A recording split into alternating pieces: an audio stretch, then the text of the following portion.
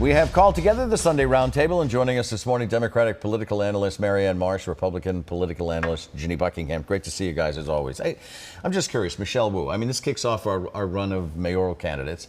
If she gets on the final ballot, what is her advantage? What's her biggest challenge, Marianne? I mean, she has definitely run the best campaign to date, and that is obvious. That's the good news. The bad news is she now seems to be running not to lose her advantage. And that's a challenge if either Andrea Campbell, who's been on a real roll lately, or Kim Janey really emerge to challenge her. It is hard to go from playing prevent defense to putting points up on the board. The other is, the good news is, she's a citywide candidate. The bad news is, she's a citywide candidate, whereas Janey and Andrea Campbell have districts that they represent, more likely to turn out those pockets more than Michelle Wu, who's going across the city. Ginny, what do you think? I mean, I think this citywide advantage is a real advantage that she has run and topped the ticket multiple times. That's going to prove very fruitful for her. I mean, the obvious disadvantage is she's running against the incumbent, an acting incumbent, albeit, but an incumbent, and she has to, try to get the news every day where Janey can have it at the snap of her fingers.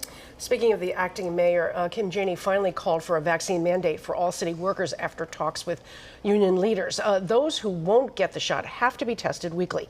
Was this a purely political move going into the primary, considering her comments of just a couple weeks ago about vaccine passports, Ginny? Well, it was the right thing to do, and maybe it was a little bit of trying to recover from that big stumble, but it was the right thing to do, and hopefully she's following the public health guidelines. Marianne? Purely political. As we discussed last week, I mean, Kim Janey did not support that policy. She really believed that not providing or giving the option to people of color and others who have historically not participated in those things and felt discriminated against. That was her real position. The fallout was insurmountable. She couldn't overcome it. It was national, and Andrea Campbell led the charge against her. She then does a 180, and I think you're starting to see a pattern here with Kim Janey reacting to situations and co-opting the positions of other candidates and then announcing them as her own. To Ginny's point, she's the acting mayor. She can get the command the attention for it and try to get the advantage that way. The question for voters is, do they want somebody who's out in front of things or who's reacting to things? So let's talk about masks now. The number of cities and towns that are calling for mask mandates in their schools and their indoor spaces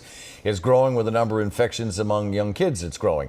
Marianne, let me start with you. Is this the right approach, to leave it up to each city and town when many would prefer the state to be the bad guy? You know what I'm saying? I'm calling it the bad guy, air quotes. No, it's the state. Again, this virus knows no boundaries. And even in Florida and Texas, where their governors are denying them the right to do it, they're turning against their governors. So let's get in front of this for one simple reason. Every kid under 12 could get sick and lose their life. That, if you do it for no other reason, you're putting every kid in this state at risk. Wear a mask, get your vaccination. Kids under 12 can't get vaccinated. That's right. So. I mean, this is the one area where Charlie Baker has not led. Right. And he's done a fantastic job on COVID otherwise, but this is a place where he has to stand up and protect these kids and not leave it up to individual superintendents. Yeah. Meanwhile, California became the first state to require teachers to be vaccinated or to be tested weekly. Do you see Massachusetts following this path, Ginny? Absolutely. And you think Charlie Baker will do this? Well, that's another question entirely, but I think it's going to happen one way or the other. Where's your money on it? I believe they will, because their national leadership is telegraphing that they're going to do it, the teachers' unions, the two largest ones, and I think they will do it here. But let's just do it statewide, period, full stop, get it done. Especially before schools actually open. Right, and the clock is ticking. Do it tomorrow. Right. Okay, so the next thing I want to talk about isn't particularly sexy to most viewers, but it's very important. It's the state census numbers. They are officially in, and once again, the population growth was in the eastern portion of our state, making the two most powerful members of Congress, Richie Neal and Jim McGovern, the most needy, just in terms of voters, because the population has shifted more toward the coast. They will have to raid voters from either Lori Trahan, Catherine Clark, Jake Auchincloss. So who will be, I'm going to use the word loser, who will be the biggest, I don't mean they're losers, I'm just saying who will be the biggest loser? Well, the fact is, Lori Trahan and Jake Auchincloss are the most junior members of the delegation and therefore have the least amount of influence at the State House.